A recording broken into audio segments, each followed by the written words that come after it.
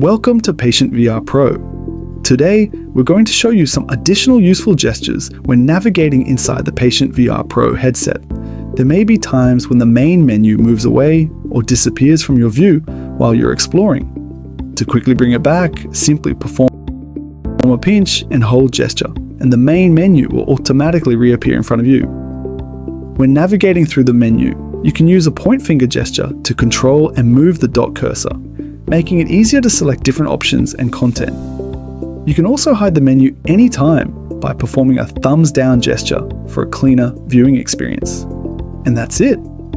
You're now familiar with more helpful gestures to make your PatientVR Pro experience smoother and easier to navigate. With these simple controls, you're ready to explore and enjoy the amazing world of immersive VR experiences with PatientVR Pro.